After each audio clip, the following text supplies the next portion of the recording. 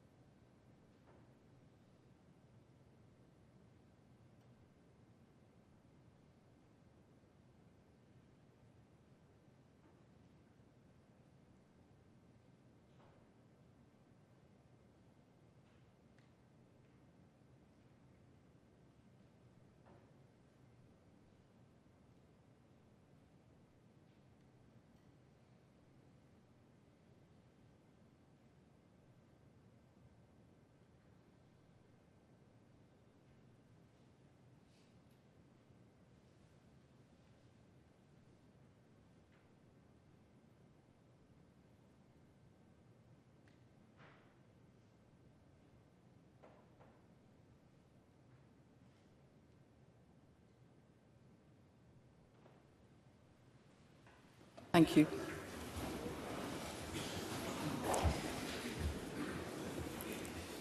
I call the First Minister. Presiding Officer, on this, the 80th anniversary of Victory in Europe Day, Scotland pays tribute to our Second World War generation. We express our gratitude for the 57,000 individuals from Scotland who lost their lives in military conflict during World War II, and to the many civilians also killed and injured at home. They gave of themselves so that we could enjoy freedom today. We will all naturally think about how the lives of our own families were affected. I think of my uncle, Thomas Hunter, killed in Italy protecting his comrades 35 days before the end of the war, posthumously awarded the Victoria Cross by King George VI, with an inscription written on the Bible given to my grandmother in his memory, the words of St. John, "Greater love has no one than this, to lay down their life for their friends." The lessons and the suffering of the Second World War must be remembered today so that we all act to protect the freedom and the democracy that we have enjoyed as a result. Together, we give thanks and dedicate ourselves to building a better, safer and more peaceful world. Thank you. I call Russell Finlay. Thank you. 80 years ago today, the guns fell silent across Europe. At 3 p.m. on the 8th of May 1945, Prime Minister Winston Churchill made a radio announcement to the people of our country. After 6 long and dark years of death and destruction, victory for Britain and our allies against Nazi Germany was secured. World War II was the largest and deadliest conflict in history. It involved more than 50 nations and was fought on land, sea and air.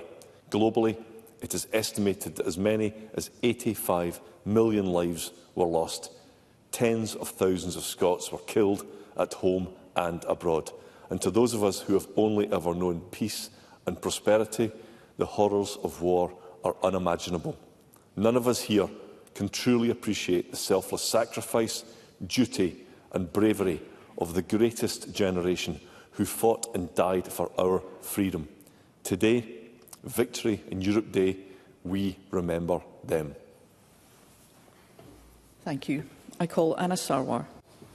Today on VE Day, we pause to remember the courage, sacrifice and unity that brought an end to the war in Europe 80 years ago.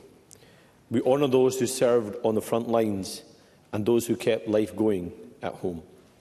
In Scotland, Britain and beyond, we remember those who gave everything for the fight against fascism, the greatest tyranny we have ever faced. Their bravery shaped the democracy we cherish today. But remembrance must also inspire responsibility. First and foremost to those who served and to those who serve our country today. And we must protect those freedoms, stand up to hatred and division, and build a fairer, more compassionate country, just as that generation hoped we would. We remember them, we thank them, and we pledge to carry their values forward. And we continue to strive for a world at peace. Thank you. I call Lorna Slater. On this 80th anniversary, marking the end of a dark chapter in history, we remember the sacrifices made by all who stood against the tyranny of fascism. Their courage and resilience ensured our freedom, peace and democracy. We will forever be grateful to them. Peace is not merely the absence of war, but also the presence of harmony, understanding and cooperation amongst nations. Yet currently we are witnessing the horrors of genocide continuing in Gaza, and fascism reappears, threatening democracy and human rights as the far right rises across the world. We cannot be complacent in the face of growing threats of fascism, international violence, hatred and oppression. We must continue to strive to build a world where peace endures and the horrors of the past are not repeated. We must remain vigilant and united in our efforts to create lasting peace by supporting democracy, justice and human rights for all. Thank you. I call Alex Cole-Hamilton. Presiding Officer, today we commemorate the moment when 80 years ago the High Command of the Allied forces received the unconditional surrender of the Third Reich. Whilst war still raged in the Pacific, for the first time in 6 years, across these islands, the tension, grind and privations of wartime gave way to lasting peace. In a radio broadcast to the British people and to the world, King George VI said, "On this day of just triumph and proud sorrow, let us take up our work again, resolved as a people to do nothing unworthy of those who died for us, and to make the world such a world as they would have desired, for their children and for ours." His words ushered in the long peace that most of us have only ever known. As we give thanks today for the sacrifice laid down by the generations to come before us, we must rededicate ourselves to the promise of that peace and its furtherance for our children and theirs to come. Thank you.